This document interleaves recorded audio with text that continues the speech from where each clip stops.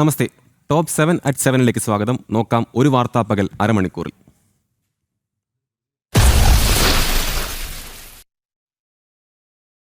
ചെങ്ങന്നൂരിലെ താഴമൺമഠത്തിൽ SIT പരിശോധന തുടരുകയാണ്. പരിശോധന 4 മണിക്കൂർ പിന്നിട്ടു. വൻ പോലീസ് സന്നാഹവുമായാണ് SIT തന്ത്രി കണ്ഠര് രാജീവരുടെ വീട്ടിലെത്തിയത്. ആഭരണങ്ങൾ പരിശോധിക്കാൻ സ്വർണ്ണപ്പണിക്കാരനെ അടക്കം എത്തിച്ചിട്ടുണ്ട്. SIT നിർദ്ദേശപ്രകാരം തന്ത്രിയുടെ വീട്ടിലുണ്ടായിരുന്ന ചില ബന്ധുക്കളെയും പോലീസ് ഒഴിവാക്കി. വിവരങ്ങളുമായി സുധീഷ് ഗോപാൽ ചേരുന്നു. സുധീഷ്, നമുക്കറിയാം ചെങ്ങന്നൂരിലെ താഴമൺ മഠത്തിൽ SIT പരിശോധന 4 മണിക്കൂർ പിന്നിട്ടുണ്ട്. വൻ പോലീസ് സന്നാഹവുമായാണ് SIT തന്ത്രിയുടെ വീട്ടിലെത്തിയത്. നിലവിലത്തെ സാഹചര്യം എങ്ങനെയാണ്? എന്തെങ്കിലും തെളിവുകൾ ശേഖരിക്കാൻ SIT കഴിഞ്ഞിട്ടുണ്ടോ?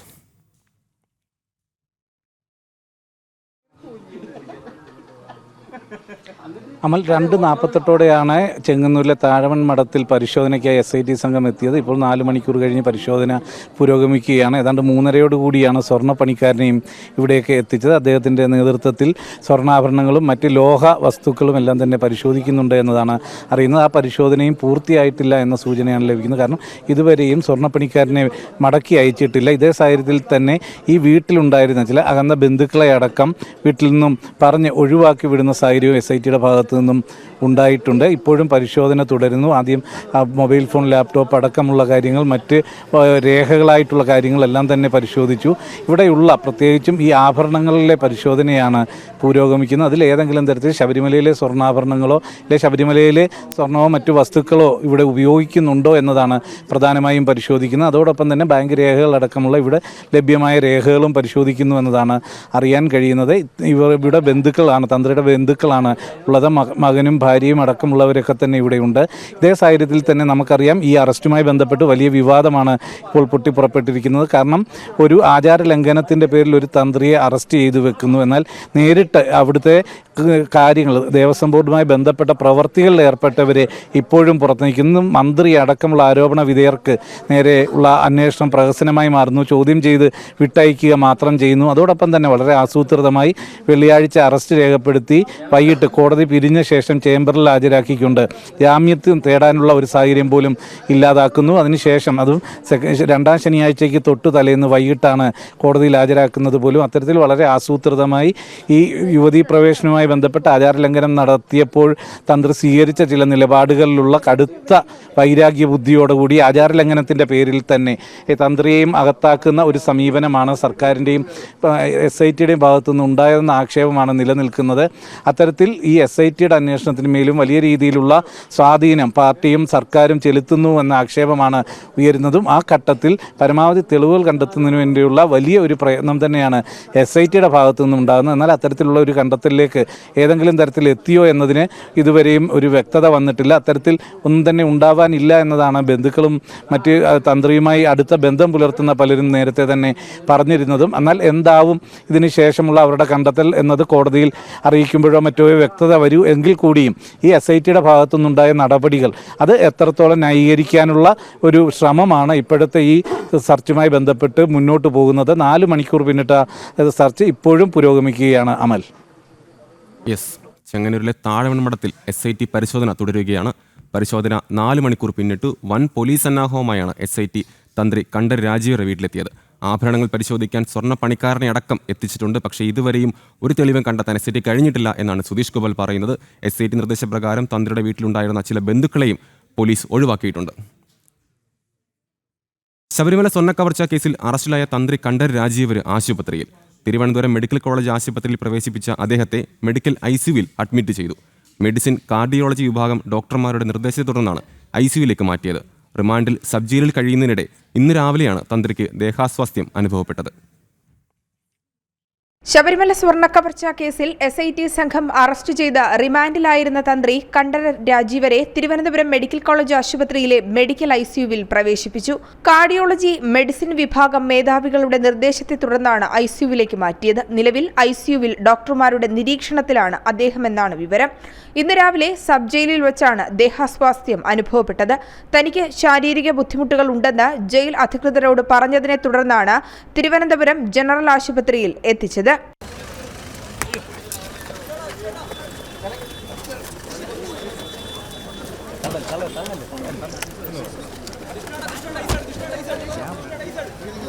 തലകറക്കവും ക്ഷീണവും തനിക്ക് അനുഭവപ്പെട്ടു എന്ന് തന്ത്രി ഡോക്ടറോട് പറഞ്ഞു. തുടർന്ന് രക്തസമ്മർദ്ദവും ECGയും പരിശോധിച്ചു. അദ്ദേഹത്തിന്റെ ഇരുകാലുകളിലും നീരുണ്ടെന്ന് ജനറൽ ആശുപത്രിയിലെ ഡോക്ടർ അറിയിച്ചു. തുടർന്ന് നടത്തിയ ഹൃദയ സംബന്ധമായ രോഗലക്ഷണങ്ങൾ തിരിച്ചറിയുന്നതിനുള്ള ഡ്രോപ്പ് ടെസ്റ്റ് പരിശോധനയിൽ വ്യതിയാനങ്ങൾ കണ്ടതോടെയാണ് തുടർ ചികിത്സയ്ക്കായി തിരുവനന്തപുരം മെഡിക്കൽ കോളേജ് ആശുപത്രിയിൽ പ്രവേശിപ്പിച്ചത്. ജനം, തിരുവനന്തപുരം. ശബരിമല സ്വർണ്ണ കവർച്ചയ്ക്ക് പിന്നിൽ CPM കോൺഗ്രസ് കുറുവാ സംഘമെന്ന് BJP സംസ്ഥാന അധ്യക്ഷൻ. SITക്ക് തെരഞ്ഞെടുപ്പിന് മുൻപും ശേഷവും വ്യത്യസ്ത നിലപാടുകളാണ്. തന്ത്രിയുടെ അറസ്റ്റ് കേസിൽ നിന്നും ശ്രദ്ധ തിരിക്കാൻ വേണ്ടിയെന്നും രാജീവ് ചന്ദ്രശേഖർ കൂട്ടിച്ചേർത്തു. അന്വേഷണ സംഘം CPM കേഡറുകളെന്നും നീക്കങ്ങൾ ദുരൂഹമെന്നും K. സുരേന്ദ്രൻ പ്രതികരിച്ചു. മകരവിളക്ക് ദിവസം മുതൽ വീട്ടിലും നാട്ടിലും അയ്യപ്പ ജ്യോതി തെളിയിച്ച് പ്രതിഷേധം ശക്തമാക്കാനാണ് NDAയുടെ തീരുമാനം. ശബരിമല സ്വർണ്ണക്കവർച്ചാ കേസിൽ തന്ത്രി കണ്ഠരര് രാജീവരെ അറസ്റ്റ് ചെയ്തതിന് പിന്നിൽ അന്വേഷണം അട്ടിമറിക്കാനുള്ള ശ്രമമെന്നാരോപിച്ചാണ് BJP NDA നേതാക്കൾ മാധ്യമങ്ങളെ കണ്ടത്. ഉണ്ണികൃഷ്ണൻ പോറ്റി സോണിയാഗാന്ധിക്കും പിണറായി വിജയനും ഒപ്പം നിൽക്കുന്ന ചിത്രങ്ങൾ ഉയർത്തിക്കാട്ടി കൊള്ളയ്ക്ക് പിന്നിൽ CPM കോൺഗ്രസ് കുറുവാ സംഘമെന്ന ആരോപണം.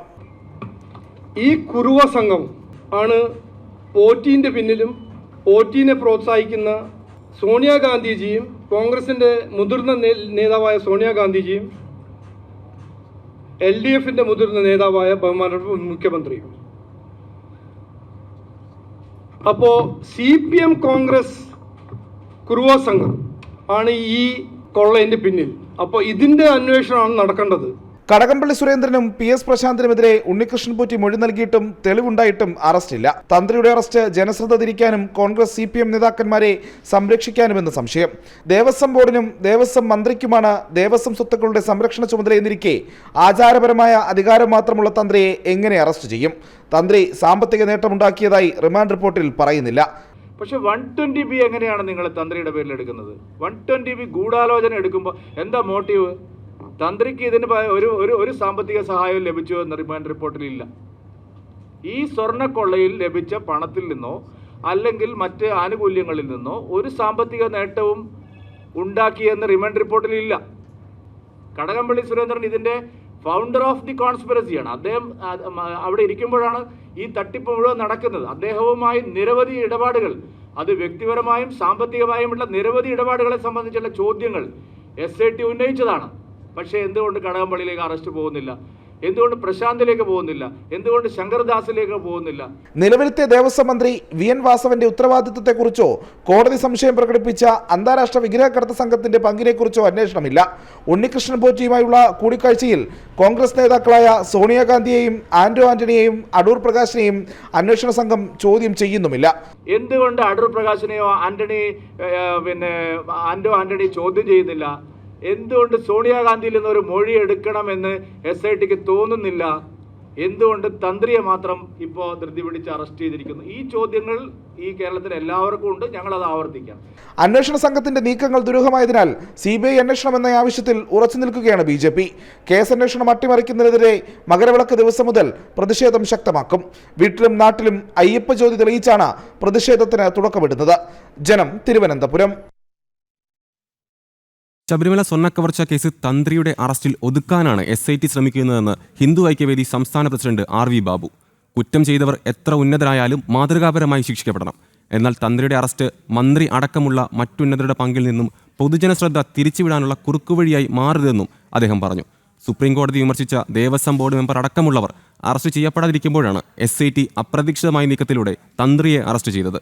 ജനശ്രദ്ധ ആകർഷിക്കുന്ന ചില വിവാദ നടപടികൾ സ്വീകരിച്ച് ജനങ്ങളുടെ കണ്ണിൽ പൊടിയിട്ട് അന്വേഷണം അവസാനിപ്പിക്കാനാണ് SIT ശ്രമിക്കുന്നതെന്നും RV ബാബു ആരോപിച്ചു.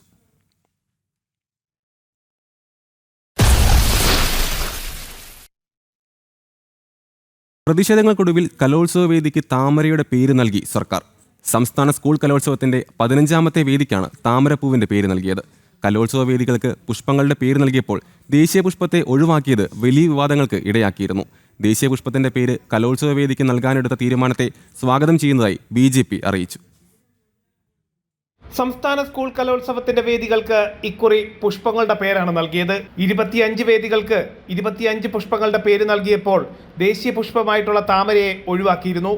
ഇതിന് കാരണമായി വിദ്യാഭ്യാസ വകുപ്പ് നൽകിയ മറുപടി രാഷ്ട്രീയ പാർട്ടിയുടെ ചിഹ്നമായതുകൊണ്ടാണ് താമരയെ ഒഴിവാക്കേണ്ടി വന്നതെന്നാണ്. എന്നാൽ ഈ നടപടിക്കെതിരെ BJP വലിയ പ്രതിഷേധമാണ് ഉയർത്തിയത്. ഇന്നലെ വിദ്യാഭ്യാസ വകുപ്പ് മന്ത്രിയുടെ നേതൃത്വത്തിൽ നടന്ന ഗ്രീൻ പ്രോട്ടോകോൾ വിശകലന യോഗവേദിയിലേക്ക് യുവമോർച്ച താമരപ്പൂക്കളുമായി എത്തി പ്രതിഷേധിച്ചിരുന്നു. ഇതിന്റെ പശ്ചാത്തലത്തിൽ താമരപ്പൂവിനെ ഒഴിവാക്കിയ നടപടി വിദ്യാഭ്യാസ വകുപ്പും സർക്കാരും പിൻവലിച്ചിരിക്കുകയാണ്. വിവാദരഹിതമായി കലോത്സവം നടത്തുന്നതിന് വേണ്ടി താമരപ്പൂവിന്റെ പേര് കൂടി വേദിയിലേക്ക് ഉൾപ്പെടുത്തുകയാണെന്ന് വിദ്യാഭ്യാസ മന്ത്രി വി ശിവൻകുട്ടി പറഞ്ഞു. ഇതിന്റെ ഭാഗമായി 15ാമത്തെ വേദിക്ക് താമരയുടെ പേരും നാമകരണം ചെയ്തു. ഒരു വേദിയുടെ പേരിലൊരു മാറ്റം വരുത്തിയിട്ടുണ്ട്. വേദി നമ്പർ 15 ഡാലിയ എന്നുള്ളത് മാറ്റി താമരയാക്കിയിട്ടുണ്ട്. എല്ലാ പുഷ്പങ്ങളെയൊന്നും ഉൾപ്പെടുത്താൻ പറ്റില്ല. അതിൻ്റെ താമര ഉൾപ്പെടുത്തണമെന്നൊരു ആവശ്യം ഉയർന്നു. ഇതിനൊരു വിവാദ ചർച്ചയ്ക്കൊന്നും ഞങ്ങൾ പോകുന്നില്ല. വിജയോത്സവം നന്നായി നടന്നു പോട്ടെ. ദേശീയ പുഷ്പത്തിന്റെ പേര് കലോത്സവ വേദിക്ക് നൽകാനെടുത്ത തീരുമാനത്തെ സ്വാഗതം ചെയ്യുന്നതായി BJP തൃശൂർ സിറ്റി ജില്ലാ അധ്യക്ഷൻ ജസ്റ്റിൻ ജേക്കബ് പറഞ്ഞു. ആദ്യഘട്ടത്തിൽ തന്നെ ഈ തീരുമാനമുണ്ടായിരുന്നെങ്കിൽ പ്രതിഷേധങ്ങൾ ഉണ്ടാകില്ലായിരുന്നുവെന്നും അദ്ദേഹം പറഞ്ഞു. സ്കൂൾ കലോത്സവത്തിൽ നടക്കുന്ന സ്റ്റേജുകളിൽ 25 പുഷ്പങ്ങളുടെ പേര് കൊടുത്ത സമയത്ത് ദേശീയ പുഷ്പമായ താമരയെ ഒഴിവാക്കിയത് വിവേകപൂർണമായിട്ടുള്ള ഒരു തീരുമാനമല്ല. ഈ തീരുമാനം മാറ്റണമെന്നാണ് ഭാരതീയ ജനതാ യുവമോർച്ചയും ഭാരതീയ ജനതാ പാർട്ടിയും ആവശ്യപ്പെട്ടത്. ദേശീയതയുടെ ബിംബങ്ങളെ അവഗണിക്കുക എന്നുള്ളത് ഇടതുപക്ഷത്തിൻ്റെ ഒരു സ്വഭാവമാണ്. ഇതിനെതിരെയാണ് പ്രതികരണമുണ്ടായത്. ഈ പ്രതികരണം യഥാർത്ഥത്തിൽ കൊള്ളേണ്ടടുത്ത് കൊണ്ടു. അതുകൊണ്ട് തന്നെ ഇന്ന് വിദ്യാഭ്യാസ മന്ത്രി ഏറ്റവും സ്വാഗതമുള്ള ഒരു തീരുമാനമെടുത്തു. ദേശീയ പുഷ്പമായ താമരയെ 15ാമത്തെ വേദിയിൽ ഉൾപ്പെടുത്തുവാൻ തീരുമാനിച്ചു. അത് സ്വാഗതാർഹമായ ഒരു തീരുമാനമാണ്. കലോത്സവത്തിന് വേണ്ട എല്ലാ പിന്തുണയും നൽകുമെന്നും കുറ്റമറ്റ രീതിയിൽ കലോത്സവം നടത്തുന്നതിന് വേണ്ടി സർക്കാർ സംവിധാനങ്ങൾക്കൊപ്പം ഉണ്ടാകുമെന്നും യുവമോർച്ച ജില്ലാ അധ്യക്ഷൻ മനു പള്ളത്തും അറിയിച്ചു. ജനം, തൃശൂർ. കേന്ദ്ര ആഭ്യന്തരമന്ത്രി അമിത്ഷാ ഇന്ന് അനന്തപുരിയിൽ. പ്രത്യേക വിമാനത്തിൽ രാത്രി 10 മണിക്കെത്തുന്ന അമിത്ഷായെ സംസ്ഥാന അധ്യക്ഷൻ രാജീവ് ചന്ദ്രശേഖർ നേതൃത്വത്തിൽ സ്വീകരിക്കും.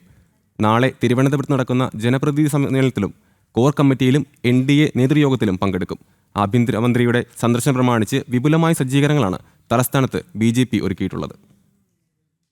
ഇന്ന് രാത്രി 10 മണിക്ക് പ്രത്യേക വിമാനത്തിൽ തിരുവനന്തപുരം അന്താരാഷ്ട്ര വിമാനത്താവളത്തിലെത്തുന്ന അമിത്ഷായെ സംസ്ഥാന അധ്യക്ഷൻ രാജീവ് ചന്ദ്രശേഖറിന്റെ നേതൃത്വത്തിലുള്ള സംസ്ഥാന ജില്ലാ നേതാക്കൾ സ്വീകരിക്കും. നാളെ രാവിലെ അമിത്ഷാ പത്മനാഭസ്വാമി ക്ഷേത്രത്തിൽ ദർശനം നടത്തും. തുടർന്ന് രാവിലെ 11 മണിക്ക് കവടിയാർ ഉദയ പാലസ് കൺവെൻഷൻ സെന്ററിൽ BJP സംസ്ഥാന ജനപ്രതിനിധി സമ്മേളനം അമിത്ഷാ ഉദ്ഘാടനം ചെയ്യും. തുടർന്ന് വൈകിട്ട് 3 മണിക്ക് നടക്കുന്ന കേരള കൗമുദിയുടെ കോൺക്ലേവും കേന്ദ്ര ആഭ്യന്തരമന്ത്രി ഉദ്ഘാടനം ചെയ്യും. 4 മണിക്ക് ചേരുന്ന NDA യോഗത്തിലും 5 മണിക്ക് നടക്കുന്ന BJP സംസ്ഥാന കോർ കമ്മിറ്റിയിലും അമിത്ഷാ പങ്കെടുക്കും. 2026 നിയമസഭാ തെരഞ്ഞെടുപ്പിന്റെ പശ്ചാത്തലത്തിലെ സന്ദർശനത്തിൽ തെരഞ്ഞെടുപ്പിന്റെ മുന്നൊരുക്കങ്ങൾ അമിത്ഷാ വിലയിരുത്തും. തുടർന്ന് തെരഞ്ഞെടുപ്പിനാവശ്യമായ മാർഗനിർദ്ദേശങ്ങൾ അദ്ദേഹം നൽകും. തദ്ദേശ തെരഞ്ഞെടുപ്പിലെ മഹാവിജയത്തിനു ശേഷമുള്ള അമിത്ഷായുടെ സന്ദർശനം വലിയ ആവേശമാണ് പ്രവർത്തകർക്ക് നൽകുന്നത്. ഒരു ദിവസത്തെ സന്ദർശനത്തിനെത്തുന്ന അമിത്ഷാ വൈകിട്ട് 7 മണിയോടെ ഡൽഹിക്ക് മടങ്ങും. ജനം, തിരുവനന്തപുരം. ഇസ്രായേൽ പ്രധാനമന്ത്രി ബെഞ്ചമിൻ നെതന്യാഹുവിനെ തട്ടിക്കൊണ്ടുപോകാൻ ആഹ്വാനം ചെയ്ത് പാകിസ്ഥാൻ പ്രതിരോധ മന്ത്രി Khawaja Asif. Venezuelan president Nicolas മഡൂറോയെ പിടികൂടാൻ അമേരിക്ക നടത്തുന്ന നീക്കങ്ങളെ ചൂണ്ടിക്കാട്ടിയാണ് പാക് മന്ത്രിയുടെ ഈ വിവാദ പ്രസ്താവന. അന്താരാഷ്ട്ര നയതന്ത്ര മര്യാദകളെല്ലാം ലംഘിച്ചുകൊണ്ട് ഒരു ഭരണത്തലവനെ തട്ടിക്കൊണ്ടുപോകണം എന്ന് പാകിസ്ഥാന്റെ പ്രസ്താവന ആഗോളതലത്തിൽ വലിയ പ്രതിഷേധത്തിന് കാരണമായിട്ടുണ്ട്. അന്താരാഷ്ട്ര രാഷ്ട്രീയത്തിൽ സകല മര്യാദകളും ലംഘിച്ചുകൊണ്ട് പാകിസ്ഥാൻ ഇസ്രായേൽ പ്രധാനമന്ത്രി ബെഞ്ചമിൻ നെതന്യാഹുവിനെ തട്ടിക്കൊണ്ടുപോകണമെന്ന് പരസ്യമായി ആഹ്വാനം ചെയ്തിരിക്കുകയാണ് പാകിസ്ഥാൻ പ്രതിരോധ മന്ത്രി ഖ്വാജ ആസിഫ്. വെനസ്വേലൻ പ്രസിഡന്റിനെ വേട്ടയാടാൻ അമേരിക്ക നടത്തുന്ന നീക്കങ്ങളെ നെതന്യാഹുവിനെതിരെ തിരിച്ചുവിടണമെന്നാണ് പാക് മന്ത്രിയുടെ വാദം. ലോകരാജ്യങ്ങൾക്കിടയിൽ ഈ പ്രസ്താവന വലിയ പ്രത്യാഘാതങ്ങൾക്ക് വഴിതുറക്കുകയാണ്. ഒരു സ്വകാര്യ ചാനൽ ചർച്ചയ്ക്കിടെയാണ് ഖ്വാജ ആസിഫ് ഈ വിവാദ ബോംബ് പൊട്ടിച്ചത്. വെനസ്വേലൻ പ്രസിഡന്റ് നിക്കോളാസ് മഡൂറോയെ പിടികൂടാൻ അമേരിക്കൻ രഹസ്യാന്വേഷണ ഏജൻസികൾ നടത്തുന്ന നീക്കങ്ങളെക്കുറിച്ച് അവതാരകൻ ചോദിച്ചപ്പോഴായിരുന്നു മന്ത്രിയുടെ മറുപടി. അമേരിക്കയ്ക്ക് അത്ര ധൈര്യമുണ്ടെങ്കിൽ ലോകത്തെ ഏറ്റവും വലിയ ക്രിമിനലായ നെതന്യാഹുവിനെ പോയി തട്ടിക്കൊണ്ടുവരട്ടെ എന്നായിരുന്നു പരിഹാസം കലർന്ന ആഹ്വാനം. നയതന്ത്ര തലത്തിൽ ഒരു രാജ്യത്തിന്റെ പ്രതിരോധ മന്ത്രി തന്നെ ഇത്തരമൊരു ഗ്യാങ്സ്റ്റർ ശൈലിയിലുള്ള പ്രസ്താവന നടത്തുന്നത് ആഗോളതലത്തിൽ വലിയ അമ്പരപ്പാണ് ഉണ്ടാക്കിയിരിക്കുന്നത്. സ്വന്തം രാജ്യം പട്ടിണിയിലും ആഭ്യന്തര കലാപത്തിലും വിറങ്ങലിച്ചു നിൽക്കുമ്പോഴാണ് ഖ്വാജ ആസിഫിന്റെ ഈ വീരവാദം. അന്താരാഷ്ട്ര തലത്തിലും മുസ്ലിം ലോകത്തിന്റെ സംരക്ഷകനായി ചമയാനുള്ള പാകിസ്ഥാന്റെ പാഴ്ശ്രമമാണിതെന്ന് രാഷ്ട്രീയ നിരീക്ഷകർ വിലയിരുത്തുന്നു. അമേരിക്കയിൽ നിന്ന് സാമ്പത്തിക സഹായം കൈപ്പറ്റുന്ന പാകിസ്ഥാൻ അതേ അമേരിക്കയെ വെല്ലുവിളിക്കുന്നതിലെ വൈരുദ്ധ്യവും ഇപ്പോൾ ചർച്ചയാകുകയാണ്. ഇന്റർനാഷണൽ ഡെസ്ക്, ജനം. കൊച്ചി മേയർ സ്ഥാനത്തിനായി ലത്തീൻ സഭ ഇടപെട്ടത് സ്ഥിരീകരിച്ചു മേയർ. സഭയുടെ സംഘടനാ ശക്തിയാണ് തന്റെ മേയർ സ്ഥാനമെന്നും സഭയിലെ എല്ലാ പിതാക്കന്മാരും തനിക്ക് വേണ്ടി ഇടപെടൽ നടത്തിയെന്നും Kochi mayor VK Vinimol. Mayor തെരഞ്ഞെടുപ്പിൽ സഭാ ഇടപെടൽ ഉണ്ടായിട്ടില്ല എന്നായിരുന്നു UDFന്റെ നിലപാട്. കൊച്ചി മേയർ തെരഞ്ഞെടുപ്പിൽ സഭാ ഇടപെടൽ ഉണ്ടായിട്ടില്ല എന്നായിരുന്നു UDF നിലപാട്. എന്നാൽ തന്റെ മേയർ സ്ഥാനലബ്ധിക്ക് പിന്നിൽ ലത്തീൻ സഭയെന്ന് തുറന്നു പറഞ്ഞിരിക്കുകയാണ് മേയർ VK മിനിമോൾ. സമുദായത്തിനു വേണ്ടി സഭ ഉയർത്തിയ ശക്തമായ ശബ്ദമാണ് തന്നെ ഈ പദവിയിൽ എത്തിച്ചത്. ലത്തീൻ സമുദായത്തിന്റെ സംഘടനാ ശക്തിയുടെ തെളിവാണിത്. എല്ലാ പിതാക്കന്മാരും തനിക്ക് വേണ്ടി ഇടപെട്ടു. സഭാ നേതൃത്വത്തോട് നന്ദിയുണ്ടെന്നും മിനിമോൾ പറഞ്ഞു. ഞാൻ ഇന്നിവിടെ നിൽക്കുന്നുണ്ടെങ്കിൽ അത് ലത്തീൻ സമുദായത്തിന്റെ ഒരു ഉറച്ച ശബ്ദം സമുദായത്തിന് വേണ്ടി ഈ സമൂഹത്തിൽ ഉയർന്നതിൻ്റെ തെളിവാണ് എൻ്റെ ഈ കൊച്ചി മേയർ എന്ന പദവി എന്ന് ഞാൻ ഉറച്ചു വിശ്വസിക്കുകയാണ്. അർഹതയ്ക്കപ്പുറമുള്ള പല കാര്യങ്ങളും പല സ്ഥാനങ്ങളും തീരുമാനിക്കുമ്പോൾ അതിലേക്ക് ഒരു ശബ്ദമുയർത്താൻ നമ്മുടെ സംഘടനാ ശക്തി സാധിച്ചു എന്നുള്ളതിൻ്റെ വ്യക്തമായ തെളിവാണ്. എനിക്കറിയാം, എനിക്ക് വേണ്ടി എല്ലാ പിതാക്കന്മാരും ജോയ് പിതാവിൻ്റെ ആന്റണി പിതാവിന്റെ നേതൃത്വത്തിൽ എല്ലാ പിതാക്കന്മാരും എനിക്ക് വേണ്ടി പറഞ്ഞിട്ടുണ്ടെന്ന് എനിക്കറിയാം. കേരള റീജിയൻ ലാറ്റിൻ കാത്തലിക് കൗൺസിലിന്റെ 46ാം ജനറൽ അസംബ്ലി ഉദ്ഘാടന പ്രസംഗത്തിലാണ് മേയറുടെ വെളിപ്പെടുത്തൽ. തെരഞ്ഞെടുപ്പിന്റെ ആദ്യഘട്ടം മുതൽക്കേ മേയർ സ്ഥാനത്തേക്ക് പരിഗണിച്ചിരുന്നത് KPCC general secretary Deepthi Mary വർഗീസിനെയായിരുന്നു. പിന്നീട് സഭാ സമ്മർദ്ദത്തെ തുടർന്ന് അപ്രതീക്ഷിതമായി മിനിമോളെ മേയറായി പ്രഖ്യാപിക്കുകയാണ് ചെയ്തത്. സമ്മർദ്ദമല്ല, അർഹമായ പ്രാതിനിധ്യമാണ് ആവശ്യപ്പെട്ടതെന്നാണ് സഭാ നേതാക്കളുടെ പ്രതികരണം. ജനം, കൊച്ചി.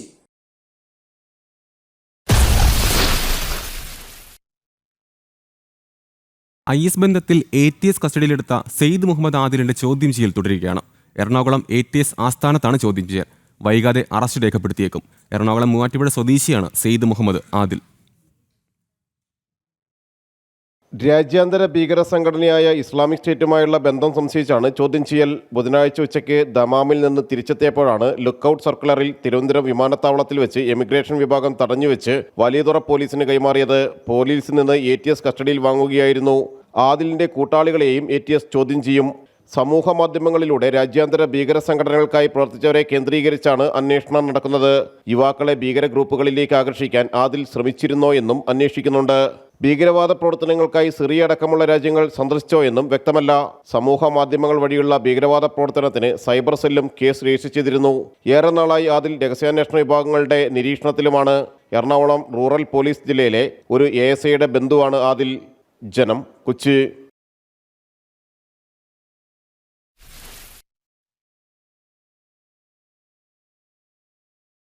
മലയാളി സന്ദർശകർക്ക് വേണ്ടി നാടോടി ഗായകൻ രാജസ്ഥാനി നാടോടി സംഗീത ശൈലിയിൽ പാടിയ ശബരിമല അയ്യപ്പന്റെ ഹരിവരാസന ഗീതമാണ് ഇപ്പോൾ സമൂഹമാധ്യമങ്ങളിൽ വൈറലായിരിക്കുന്നത്. ദേശത്തിനും ഭാഷയ്ക്കും അതീതമായി സമൂഹത്തിന്റെ സംസ്കാരത്തെയും മൂല്യങ്ങളെയും പ്രതിഫലിക്കാനാകുമെന്ന് തെളിയിച്ചിരിക്കുകയാണ് ഈ കലാകാരൻ. ഈ റിപ്പോർട്ടോടെ ടോപ്പ് 7 പൂർണ്ണമാകുന്നു. നമസ്തേ.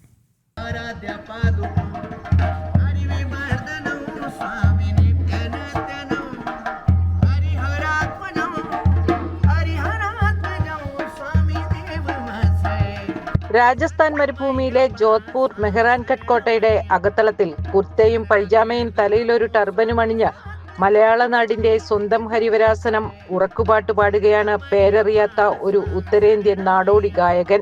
കോട്ടയ്ക്കുള്ളിലെ പ്രധാന കൊട്ടാരക്കെട്ടുകൾ കാണാനെത്തിയ മലയാളി സന്ദർശകർക്ക് വേണ്ടി നാടോടി ഗായകൻ രാജസ്ഥാനി നാടോടി സംഗീത ശൈലിയിൽ പാടിയ ശബരിമല അയ്യപ്പന്റെ ഹരിവരാസന ഗീതമാണ് ഇപ്പോൾ സമൂഹ മാധ്യമങ്ങളിൽ വൈറലായിരിക്കുന്നത്.